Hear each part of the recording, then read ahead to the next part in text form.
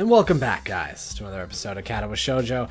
In the last part, we had an extracurricular activity of chess, or we watched both Hanako and Lily play chess, and now Kenji has decided to pull us aside and warn us of the evil, tall blonde. Apparently, she's into some shit.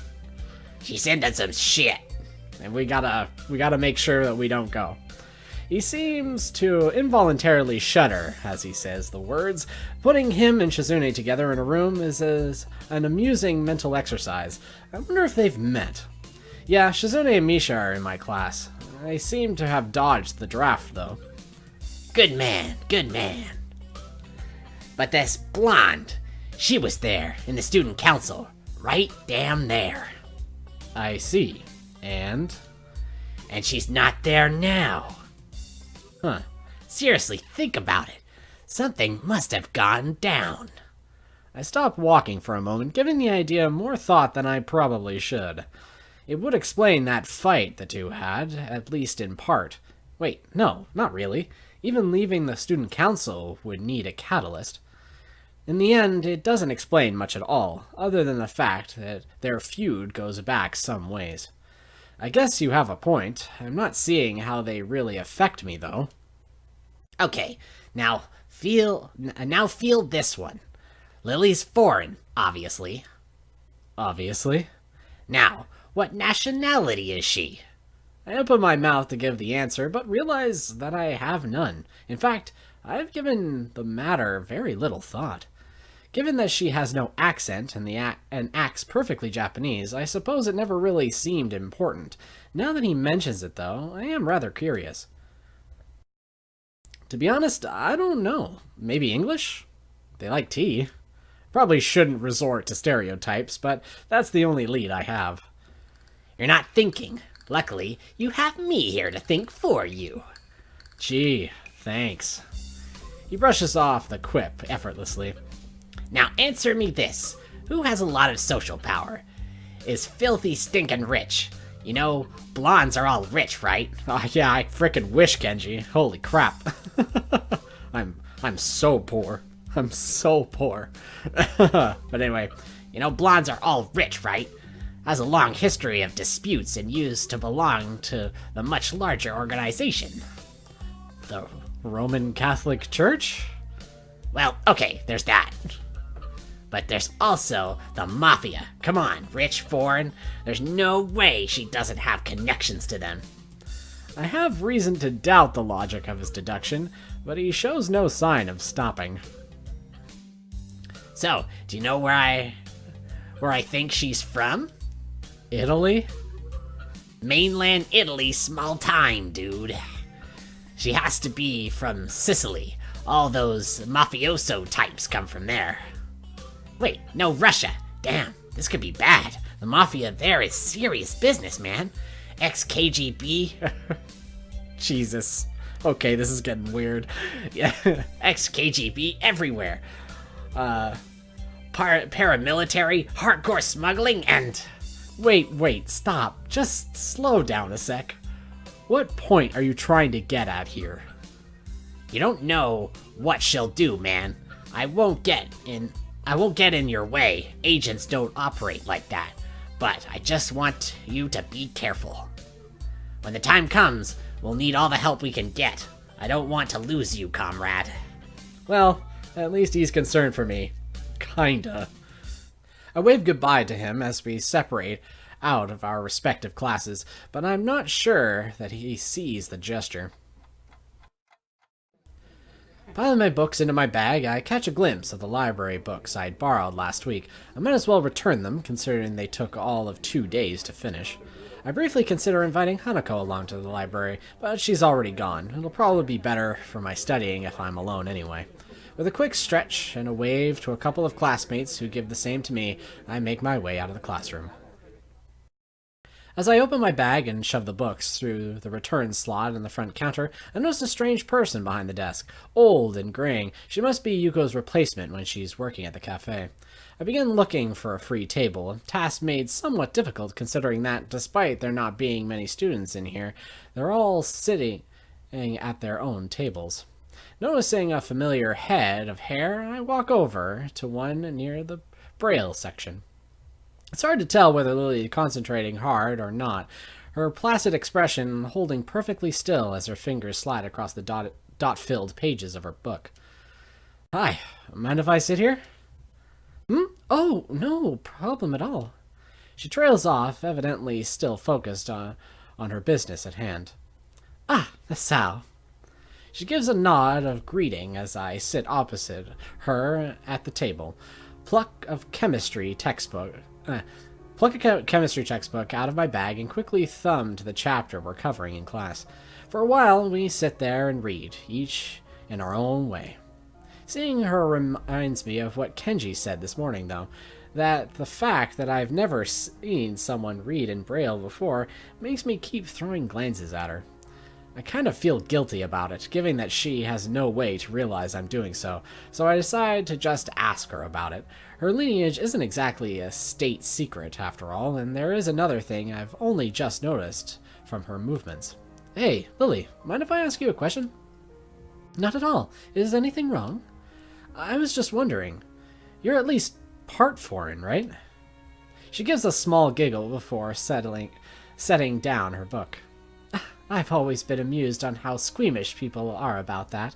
Akira mentioned how much she and I look different from most others before. The details are a bit complicated. I'm half a Japanese, half Scottish. Oh! So me giving her sort of like this sort of like half British accent thing that I've been doing is not too far off. I guess I should start talking like this. I can't do it. I can't do a Scottish accent properly, and B, I am still sick, so that's not happening. I can do Irish, okay. But I don't think I want to do that. Scottish? That's not exactly my first guess. It takes some effort to not blurt it out loud. I try to conjure images of the place in my mind. I think as far as the UK goes, Scotland isn't bad to live in, but I'm not really sure. My first guess of England was surprisingly close, at least geographically. That does leave another question, though. But you have no accent. That's where the details begin. I was born and raised in Japan, despite my mother being foreign. Ah, I get it. Hold on, if she moved to the dorm simply due to Akira's working longer hours, so they don't live near the school? She gives a small sigh as if she didn't expect me to go any deeper. Was her previous frankness just a front? Not exactly. It's a long time since we've actually met. I feel like I'm not getting the whole story, but I don't really want to go unduly prying into her situation. Her about face shows she feels kind of awkward about it. So, do you speak much English? To be honest, I don't know that much about Scotland, but at least I know that's the main language there. It takes her a moment to collect herself, appreciating the change in topic. That's right. My family mostly used Japanese around the house when I was young, but they made sure Akira and I knew our Scottish side just as well. I'm fluent in the language, but I'm also studying it in school to keep my skills up and to have the qualifications on paper, mainly. So you're bilingual. That's pretty impressive. I wouldn't go that far. Having parents who can speak the language is a large advantage, and English books in Braille aren't too hard to buy or import, with Yuko help, that is. There's a relatively high demand for local English teachers here anyway, which also helps give me some motivation to learn it as well. Demand for English teachers. For a moment, I wonder why she brought this up. You're planning to be an English teacher? She gives an enthusiastic nod. It must be easy having such a definite future in mind. I've never really given much thought to mine, so I'm kind of envious. What's wrong? It's just, I could see you as a teacher pretty easily. It suits you. For a moment, she's speechless. She lowers her face a little and lets out a nervous giggle, something I've never seen her do before. With Lily's role as a class representative and her dependable nature, teaching does seem to be a line of work fitting her personality. Sorry, that was probably a little much. It is true, though. Waving her hand in front of her face dismissively, she quickly recovers. It's not like that. It's just that only one person ever said that to me before. A short, somewhat awkward silence follows the discussion. Without knowing it, I ended up steering into a troublesome topic again. I should try to cheer her up a little. It was me who went and got her brooding, after all. Want to go grab lunch at the cafeteria after this? It might perk her up a bit, or at least take her mind off her apparently complicated family situation. Going by her smile, it seems to have the intended effect. I appreciate the thought, but the food there... Quite a quick redirection of the conversation. She does have a point, though. The food there isn't the greatest. Maybe the Shanghai. You could ask Hanako if she wants to come as well. Ah. What is it? I almost forgot until you reminded me. Hanako's birthday is coming up soon. I was going to go shopping in the city for a present tomorrow. If that's an invitation, I'd be happy to accompany you. The ability to get more used to the layout of the city would probably be a good thing. I have barely set foot in there, so I'd be hopelessly lost by myself. She gives a nod, signaling that she happily approves of this plan for Sunday. We eventually get back to our books, though before I begin reading again, I steal one last glance at her. Maybe I've been thinking on my situation too much. After all, everybody here would have their own unique circumstances. The chance to get outside and clear my head will probably be good. Will do me good. Oh boy, we're going on a date. It's not a date. It's for a birthday.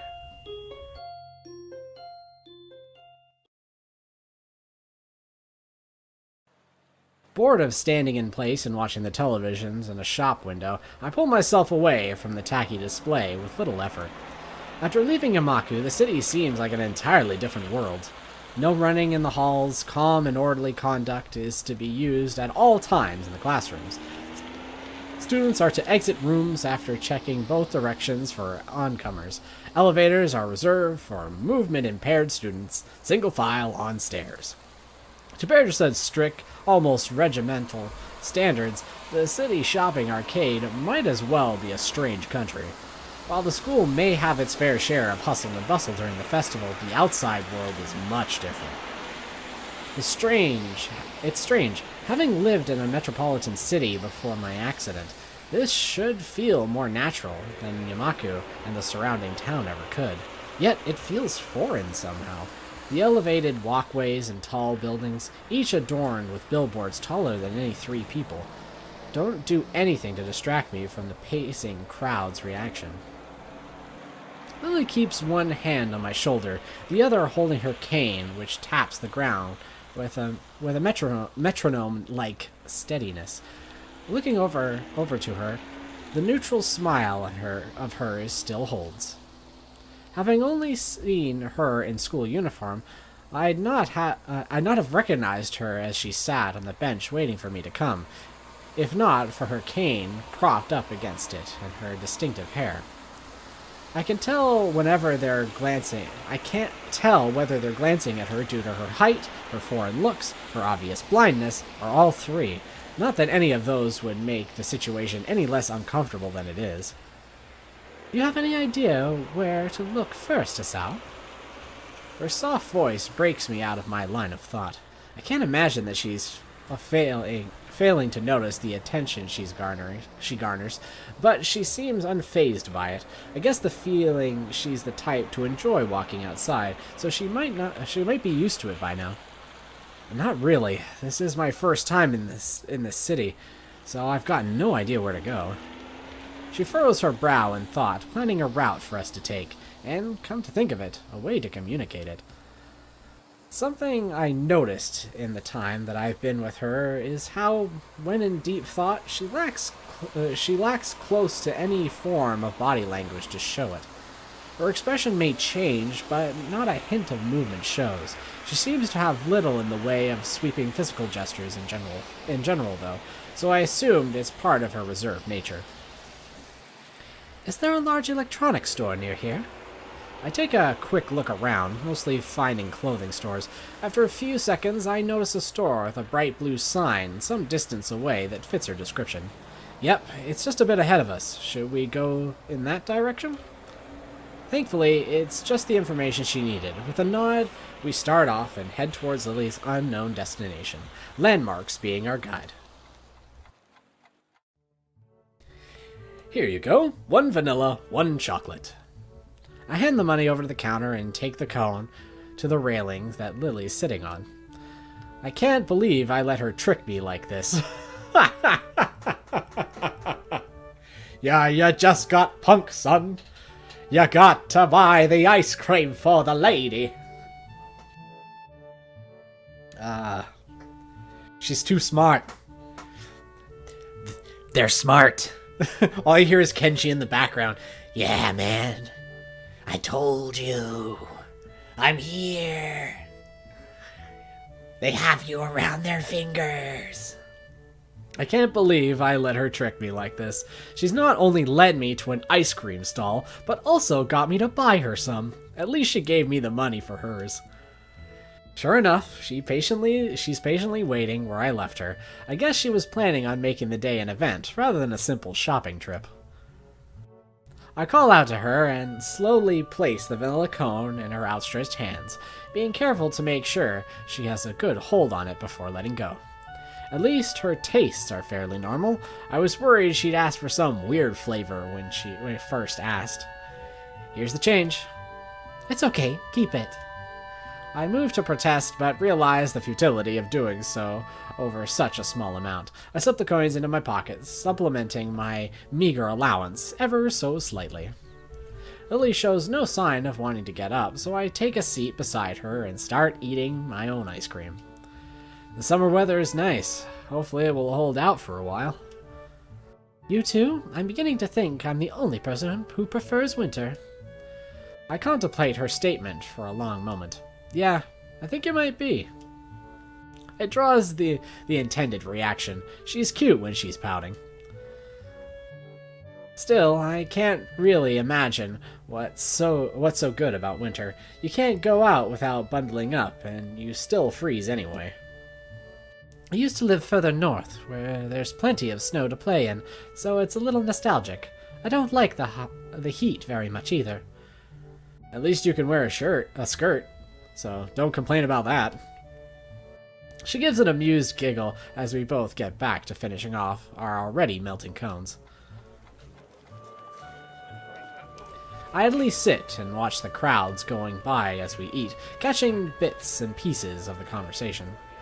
Looking to Lily, I see her dutifully licking her ice cream from the top downwards, blissfully unaware of the fact that it's beginning to melt. It's melting. Where? Down a bit? She lowers her mouth from the top of the cone, but has no idea of exactly where the ice cream's dripping. What follows is a game of guiding her left and right until she finally finds it. To any onlooker, it must seem absolutely bizarre. A girl with her eyes closed, turning her cone over and over as the guy next to her is giving her instructions. A strange variant of childhood blindfold game, maybe. Aww. In good time, we finally finish our treats, and while away the time conversing casually. Caught in mid-sentence, Lily perks her head in her trademark manner. It's an unmistakable sign that someone's caught her attention. Ah, what is it? Is Akira somewhere over there? I think I heard her. I raise an eyebrow as I look in the direction she's facing, somewhat doubtful of her ability to pick out Akira's lone voice in the din. Sure enough, though, a blonde hair and a suit can be seen through the tiny gaps between people walking every which way. I raise a hand and wave, trying to catch her attention. Satao! Hey, Satao! She stops in her tracks and looks towards me, evidently noticing my calls. As she does, I notice someone walking beside her. I can't get a good look at whoever it is, though, before the two begin walking towards where we are.